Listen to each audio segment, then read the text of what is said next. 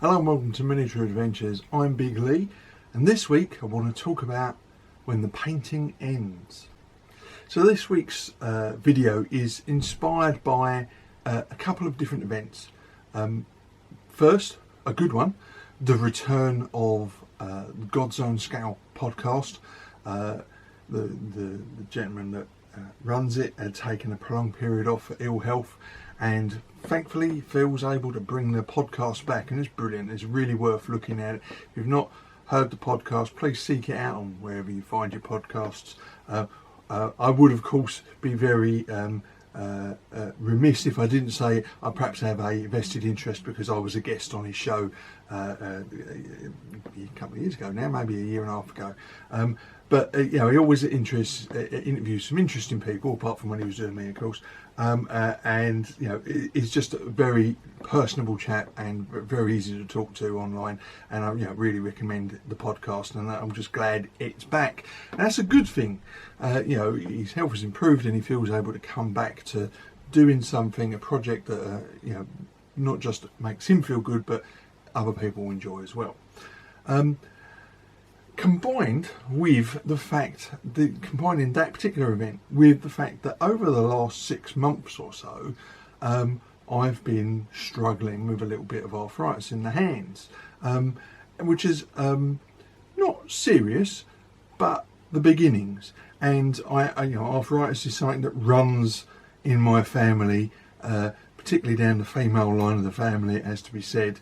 And there is the very real prospect at some point in my future, hopefully many years, if not decades away, that I won't be able to hold items and do the precision painting that I do now. And I just, some days it can be quite painful. I've had, the usual painkillers, gels, gloves, all sorts of things to try and reduce the arthritis in the hand. And like I say, it's not severe, but sometimes in the knuckles, and I have actually missed a painting session and decided I couldn't do it because it was hurting too much. And I'm still, I'm fine today, no problems whatsoever. I'm going to be doing a little bit of painting in a minute when I finish recording this video.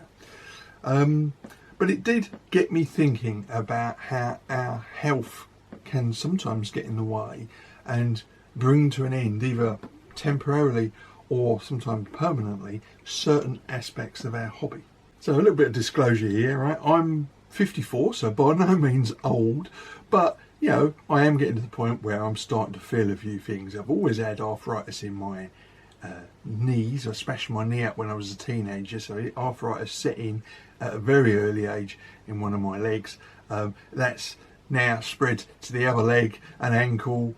Occasionally I get a little twinge in the back, and now a bit in the hands. And as I mentioned in my introduction, arthritis runs heavily, very heavily in my family. So basically, I know that I'm screwed. However, that doesn't necessarily mean that my hobby has to end, but it may mean that at some point in the future, I may have to make changes to the parts of my hobby that I indulge in the most. There is the very real prospect that at some point I won't be able to paint to the level that I am happy with, and I will have to resort to perhaps purchasing painted miniatures or just simply playing with the stuff. I expect that I should be able to continue playing a lot longer, well after my body's made attending shows or doing precision painting difficult, I hope.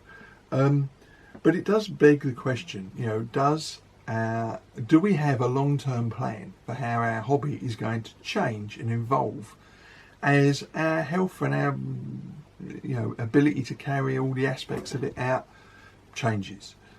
One of the things I've mentioned before is that we have a very multifaceted hobby. There's obviously lots of different things that make up our hobby, and it will be different for different people. So for me, blogging as well as painting and doing videos, attending shows and attending games with my mates, that's my hobby. But that's not necessarily the same composition as other people. Maybe then, maybe some of you have never been heavily into the painting side and have always spent your money getting somebody else to do the painting for you. or maybe painting is the central plank of your holiday, your hobby rather, the thing that you enjoy the most about the hobby, and therefore you would miss that side of the hobby more than anything else. But I just wondered if, like businesses, do you ever disaster plan and wonder how you're going to manage your hobby as perhaps your physical ability to perform it declines? Now, of course, I'm not putting this video out for any particular sympathy. I'm nothing unusual here. Lots of people suffer with arthritis, and thankfully at this stage of my life, it's not as serious as it could be.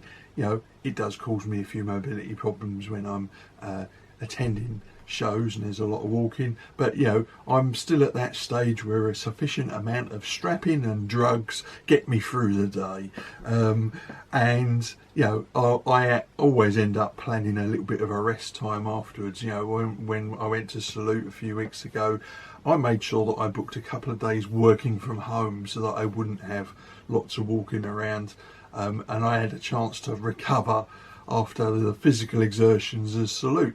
It's just about boxing clever, if you like, with a hobby for me. I understand that there are going to be times when physically I'm going to struggle doing certain activities, and I try and adapt and work around that. And there may well come a time when I need motorised support for getting around a show, but I'll find a way. There is, if I can still do it, I will still be attending shows. But not being able to paint would be a major bummer for me, because I do enjoy starting a project and painting it, but I'll have to find other ways if it ever got to that point. And as I say, I'm nothing special here. Lots of people have arthritis. It's unfortunately a very common condition, and it can affect pretty much anyone at different points in their lives and to different degrees of severity. So this isn't a please feel sorry for me video, more of a chance for me to have a think, a little bit of to consider the existential threat to my hobby from health issues that I know will only decline with as I get older. And I just wondered how you people out there, how you have coped with changing health issues. Have you had to prioritise certain parts of your hobby because you can't do other parts? Or has changing health issues completely ruined your enjoyment of the hobby? Or did you discover this hobby because you couldn't do some other hobby, such as a physical sport, for instance?